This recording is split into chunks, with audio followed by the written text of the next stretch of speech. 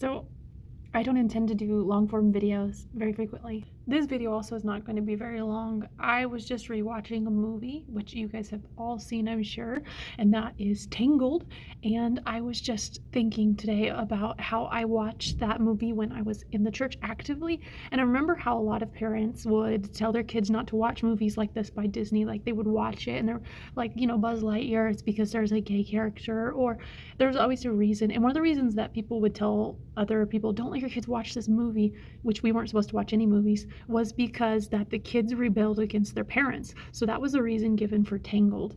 And my parents, my dad, I remember he came in a couple of times. He didn't sit through the whole movie, and he was like, oh, this is what I don't like about Disney movies. They're always really anti-parent authority. And a lot of that's sort of the rhetoric in the church was that was against Disney movies, was that they're anti-parental authority. And so I watched it initially while I was still in the church. And the crazy thing is, I never saw any similarities between myself and Rapunzel. Like, I just thought, oh, this is a story about a girl who's discovering herself and she's going out in the world and, just exploring, being a little rebellious. She has an evil parent who's controlling her life and whatnot.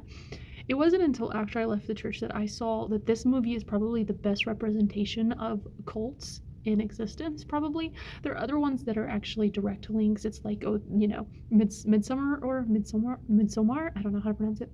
I've seen clips from that all over the place, but I've never seen it, and I know that that directly is a cult. But I think that Tangled is the best one that talks about what it's like to leave a cult, without actually directly referencing a cult. And it talks about her experience just getting out. But there's a lot of similarities, because in the church that I was raised in, the women weren't allowed to cut their hair. And the reason they weren't allowed to cut their hair, it wasn't a heaven or hell issue. They always said it wasn't a heaven or hell issue. And actually, by the time I left, people did start to believe that it was a heaven or hell issue. If you ask new people, they'd be like, oh yeah, I don't want to go to hell.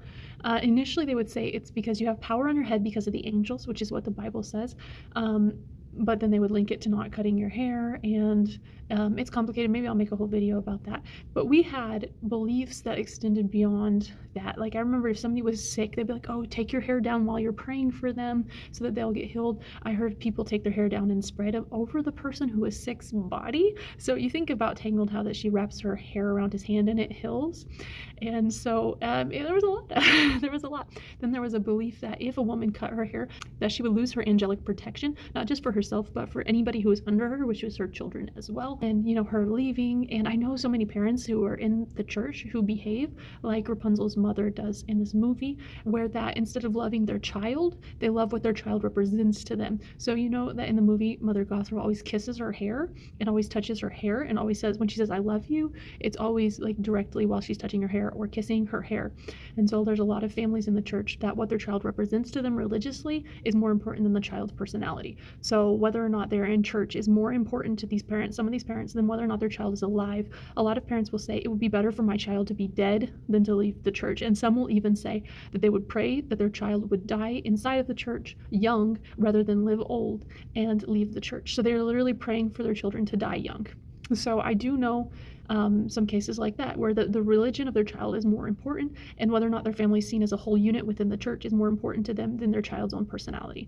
So in my family, I don't feel like that was specifically. There's a new movie, Elemental, where the dad says, my dream was never the shop, my dream was you. And I feel like that was my parents with us, was that their dream was never the church, their dream was us. They wanted us to have a good life growing up, as opposed to, the way my mom grew up or how my dad was sort of emotionally neglected. They wanted us to have a different growing up experience. So their dream wasn't the religion, it was us, whereas other parents are very much like Mother Gothel. Anyway, I thought if you guys want to look at this movie again through the eyes of it talking about cult, go ahead. Have fun. I'm sure you'll see lots of connections, and have a nice day. Bye.